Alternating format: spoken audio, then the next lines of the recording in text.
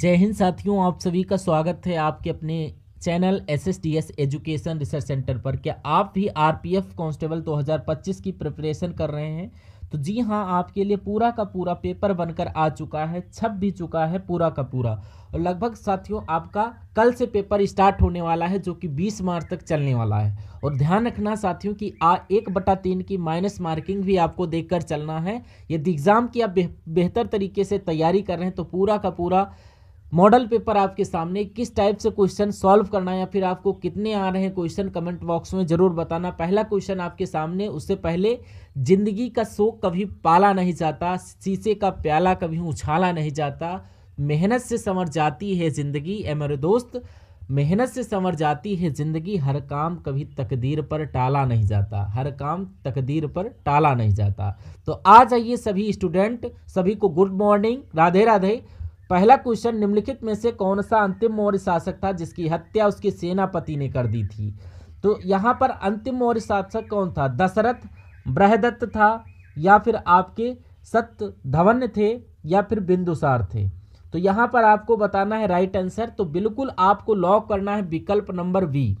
याद रखना, आरपीएफ में पूछा जाने वाला क्वेश्चन है कि बृहदत्त, ये इनके सेनापति कौन था?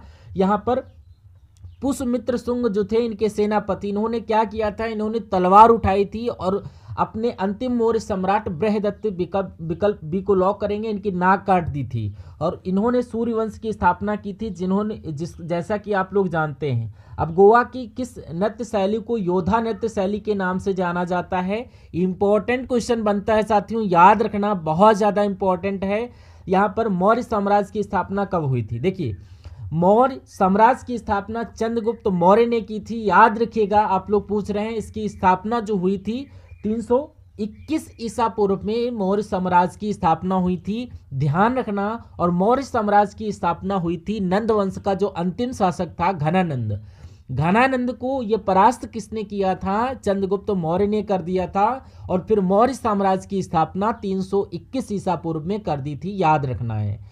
अब यहाँ पर क्या इस क्वेश्चन में लावड़ी हो जाएगा? देखिए, लावड़ी ये नृत्य जो है ये आपका महाराष्ट्र का है, घोड़े मोंदनी या फिर बिहू या फिर राउफ। तो यहाँ पर बिहू या राउफ ये आपका कहाँ से है? ये आपका असम से है। अब यहाँ पर आप लोग देखिए, घोड़े मोदनी, ये बिल्कुल बी को राइट आंसर करिए आप लोग, यानी कि बी ऑप्शन इस क्वेश्चन का करेक्ट आंसर हो जाएगा। नेक्स्ट क्वेश्चन की तरफ हम लोग चलते हैं। अब ये आपका नेक्स्ट क्वेश्चन है जो है आपकी स्क्रीन के सामने है। देखिए, अब यहाँ पर दी गई आकृति में कितने वर्ग हो जाएंगे ये आपको बताना है। अब मेरे स्टूडेंट, आपको यहाँ पर बिल्कुल करेक्ट आंसर देना है। रेलवे ग्रुप डी ने जिस स्टूडेंट ने फॉर्म नहीं फिलअप किया है, तो आज उसकी लास्ट डेट थी। और जिन लोगों ने अभी तक फॉर्म नहीं फिलअप किया है, तो 1 मार्च आपकी यहाँ पर हो चुकी है। तो आप लोग जो है इससे पहले अगर फॉर्म नहीं फिलअप करवाए हैं तो आपसे रिक्वेस्ट करना चाहूँगा, अभी आपके पास टाइम है। मे भी हो सकता जिन लोगों का छूट गया है शायद भर जाए।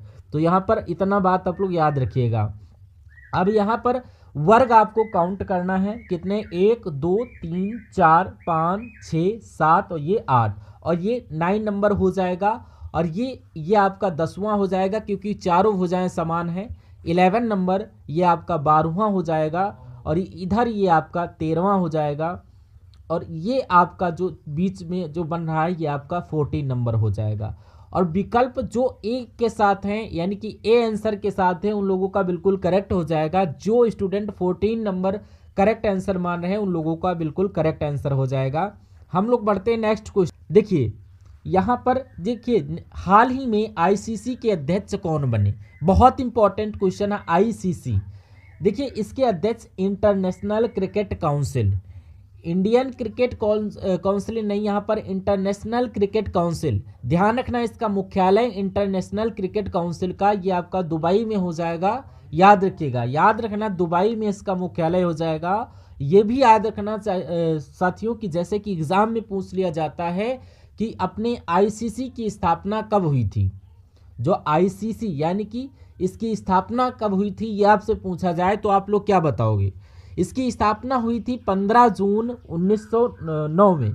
15 जून 1909 में, याद रखिएगा, एग्जाम में पूछा जाता है कि इसका फिर नाम रखा गया था, इसका नाम इंपीरियल क्रिकेट कॉन्फ्रेंस था, जो 1965 में इसका नाम बदल कर क्या किया गया, इंटरनेशनल क्रिकेट काउंसिल किया गया था, कॉन्फ्रेंस सॉरी। तो ये आपको याद रखना है, इंपॉर्टेंट क्वेश्चन है। 1965 में इसका नाम बदलकर ये आईसीसी कर दिया गया था। और एक पूछा जाता है कि अपने एग्जाम में एक और क्वेश्चन बहुत इंपॉर्टेंट है, जो अपने बीसीसीआई की स्थापना कब हुई थी, यानी कि ये आपसे बीसीसीआई की स्थापना यानी कि board of control for cricket of India की स्थापना 1928 में हुई थी। कब हुई थी, 1928। याद रखना, इंपॉर्टेंट है क्वेश्चन, ठीक है बेटा।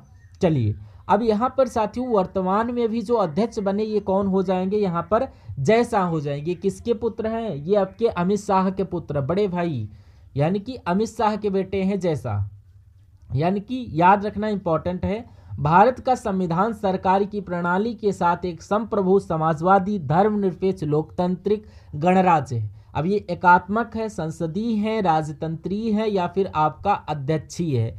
तो अध्यक्षीय तो हो नहीं सकता, क्यों, अब यहाँ पर भारत का संविधान सरकार के प्रणाली के साथ में एक संप्रभु समाजवादी धर्मनिरपेक्ष लोकतांत्रिक गणराज्य है।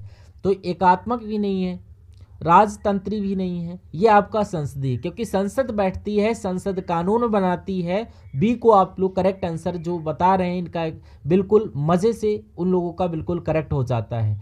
तो यहाँ पर जो भी स्टूडेंट अभी तक चैनल को लाइक नहीं, चैनल पर विजिट कर रहे हैं, चैनल को सब्सक्राइब नहीं किया है तो चैनल को सब्सक्राइब कर लेना और वीडियो को लाइक कर देना।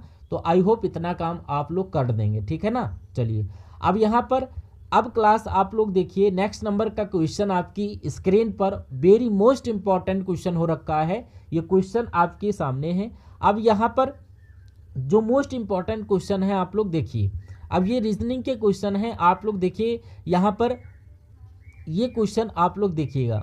चलिए अब साथियों इसमें वर्ग कितने हो जाएंगे ये आपको कैलकुलेट करना, वर्ग कितने हो जाएंगे इसमें देखकर बताइए और अच्छे से आंसर देने की आपको कोशिश करना है कि वर्ग आपको कैलकुलेट करके।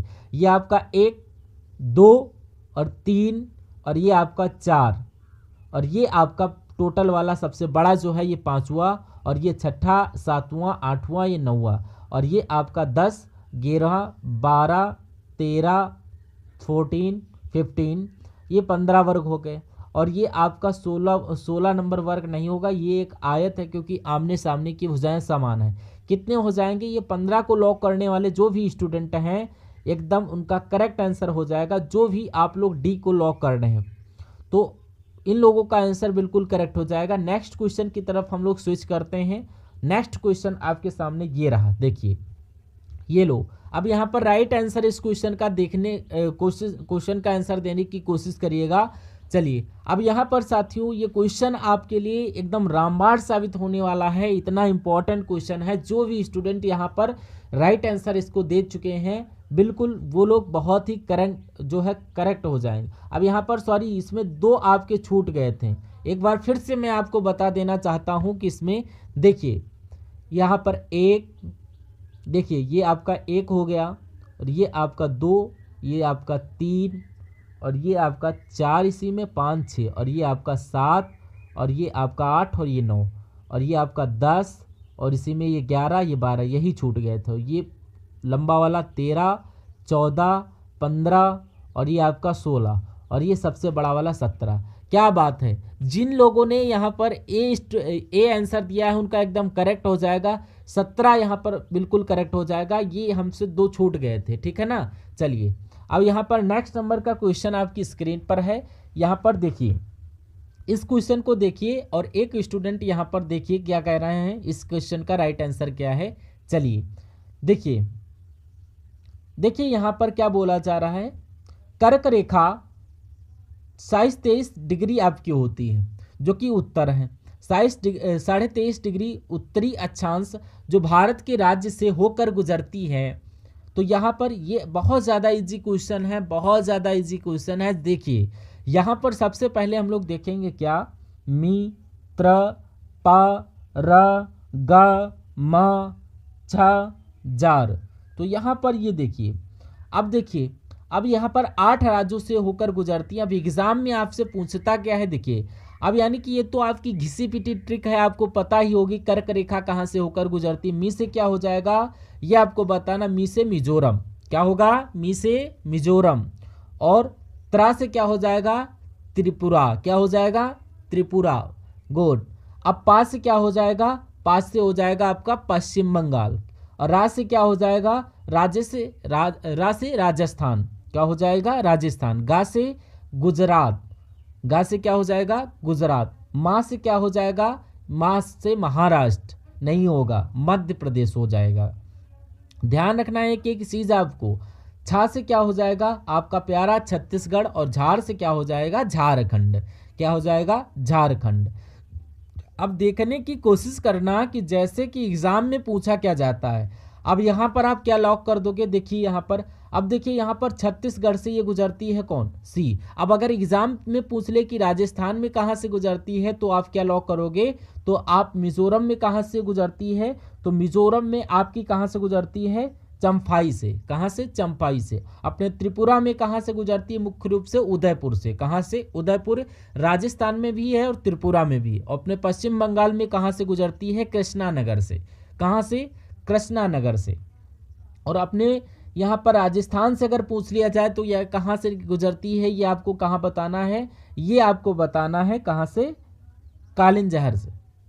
और ये अपने गुजरात में अगर पूछ लिया जाए तो गुजरात में आपको फिर ध्यान रखना है, गुजरात में क्या है ज सदन, क्या ज सदन, यानी कि ज सदन। अपने मध्य प्रदेश में कहाँ से गुजरती है, यह आपकी शाहजहांपुर से।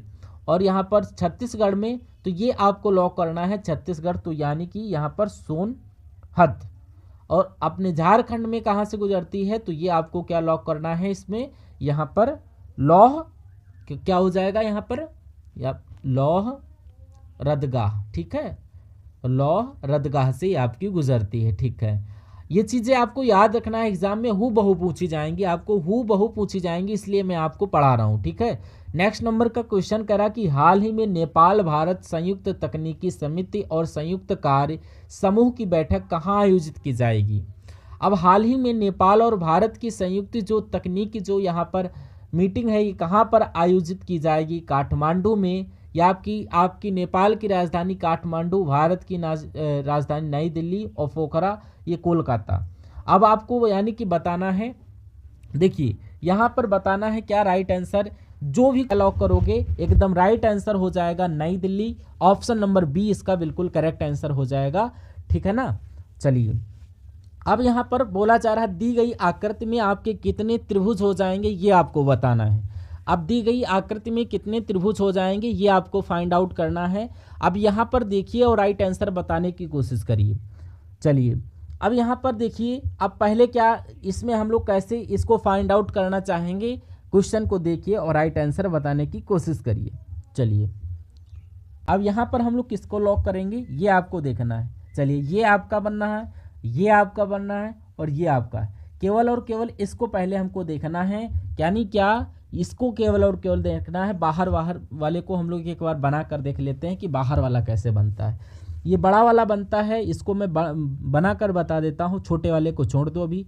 अब ये 1 2 3 और ये आपका इधर ये आपका 4 ऐसे बन रहा। तो इसमें कितने बने 1 2 3 4 5 6 और ये 7 और ये 8, 8 और 8 ये 16, यानी कि इसमें 16 त्रिभुज बनेंगे। अब छोटा वाला देखो आप, यानी कि ये छोटा वाला ये आप लोग देखिए इसमें कितने हो रहे हैं, इसमें कितने बन रहे हैं 1 2 3 4 5 6 और ये 7 और ये 8, 8 8 16। बड़े वाले में 16 तो ये पहले नॉर्मल, और छोटे वाले में भी 16, तो ये आपके कितने छोटे वाले में हो गए। तो कुल मिला के 32 तो ये हो गए। 32 के बाद में ये बाहर वाले हमने अभी तो काउंट नहीं किया क्योंकि ये दोनों मिक्स में बन रहे हैं। अब इसके बाद में ये 33 और ये आपके 34 और ये बड़ा वाला ये आपका 35, 33 34 35 और ये आपका 36 और ये 37 और ये आपका 38 और ये आपका 39 और 40 और ये आपका 41 और 42 और ये आपका 43 और ये आपका 44, क्योंकि ये 40 से अधिक यानी कि 44 बन रहे हैं विकल्प नंबर सी को आप लोग लॉक करेंगे।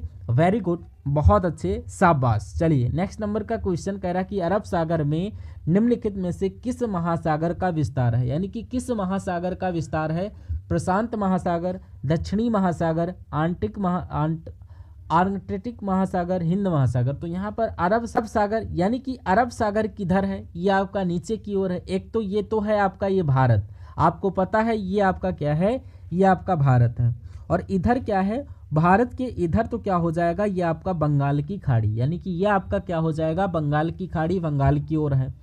और इधर हो जाएगा, ये देखिए मेरे स्टूडेंट, ये इधर हो जाएगा ये अरब सागर, क्या हो जाएगा, ये यहाँ पर अरब सागर, अरब सागर हो गया। और नीचे क्या है, ये प्रायद्वीपीय, यानी कि ये आपका इधर हो जाएगा हिंद महासागर, क्या हो जाएगा, हिंद महासागर, लिखिए हिंद महासागर। उसके बाद देखिए ये आपका हिंद महासागर। अगर आपसे पूछ ले कि भारत के दक्षिण में कौन सा महासागर, तो कौन सा हो जाएगा भारत के दक्षिण में, हिंद महासागर। अब अगर पूछ ले ये आपका पूर्व और ये आपका पश्चिम, अगर आपसे दक्षिण में पूछ ले, यानी कि दक्षिण ये आपका देखिए पश्चिम दक्षिण में, तो क्या है, पश्चिम दक्षिण में ये आपका अरब सागर है। अब अरब सागर किसका हिस्सा है, हिंद महासागर का। और बंगाल की खाड़ी ये भी हिंद महासागर का। दोनों चीज़ें ध्यान रखिएगा, दोनों, यानी कि हिंद महासागर को लॉक करिएगा। एनी डाउट यू हैव, कुछ भी डाउट बचा हो तो बताइएगा। अब जो भी स्टूडेंट, यानी कि 1 या 2 तारीख को आपको खुल जाएगा। जी अभी तक जिनके स्टूडेंट के एग्ज़ाम 2 मार्च को हैं, उनके भी एडमिट कार्ड नहीं खुले, तो आप निराश मत होइए, आपका भी खुल जाएगा। तो यहाँ पर देखिए, जो भी यहाँ पर नए स्टूडेंट, देखिए राष्ट्रीय आय की गणना निम्नलिखित में से किसे बाजार मूल्य पर NNP, यानी कि NNP आपको बताएं, यानी कि ये आपका हटाया गया होना चाहिए, थोड़ा सा टाइपिंग मिसप्रिंट हुई, ठीक है, ये आपको देख लीजिएगा, घटाया जाएगा, ठीक है ना।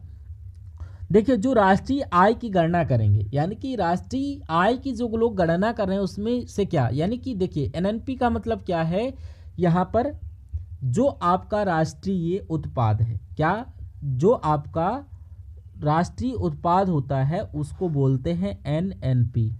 NNP में से यदि में से यहाँ पर नवल उत्पाद और निवल यानी कि उत्पादन कर दोनों को आपस में घटा दें तो क्या आएगा, बिल्कुल ये आपका राष्ट्रीय आय की गणना में बिल्कुल यहाँ पर देखिए, यहाँ पर शुद्ध राष्ट्रीय उत्पाद आ जाएगा, यानी कि एकदम सही हो जाएगा। यहाँ पर या फिर मुझे घटाना पड़ेगा नेवल अप्रत्यक्ष कर, या फिर मूल्यह्रास, या फिर नेवल अनुपात का, या फिर केवल मूल्यह्रास को। तो यहाँ पर बिल्कुल बाजार प्रणाली से पूछा जाएगा, यानी कि आपको याद करना है ये नेट इनडायरेक्ट टैक्स क्या होता है, ये आपका नेवल अप्रत्यक्ष कर को हटाना पड़ेगा। सी को लॉक करेंगे, ना कि बी को, यानी कि राइट आंसर सी के साथ जाएगा, बिल्कुल करेक्ट। ध्यान रखना कि यहाँ पर ये ऐसे क्वेश्चन पूछे जाते हैं। नेक्स्ट क्वेश्चन आपके सामने ये रखा है कि यदि प्रश्न आकृति ये दे रखी, ये इससे संबंधित है, तो ये किससे संबंधित हो जाएगी स्टूडेंट, तो ये आप लोग बताइए।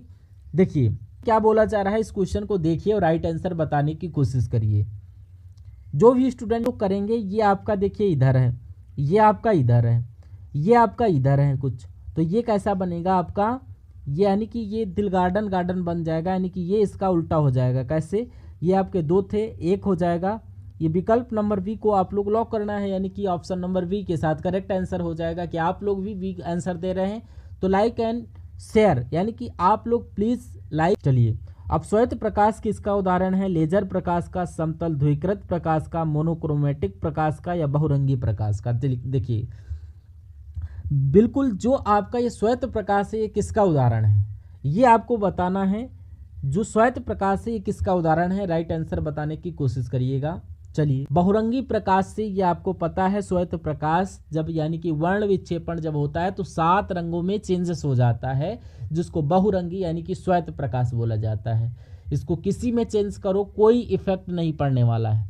तो यहाँ पर ऑप्शन नंबर आपका डी राइट था। नेक्स्ट नंबर क्वेश्चन, निम्नलिखित में कौन सा तत्व एक्टिनोइड श्रेणी का सदस्य, यानी कि एक्टिनोइड और लेंथेनोइड, ये आपके कितने होते हैं, एक्टिनोइड आपके 15 होते हैं, ये तत्व कितने होते हैं 15 होते हैं, एक्टिनोइड तत्व ये आपके 15 होते हैं।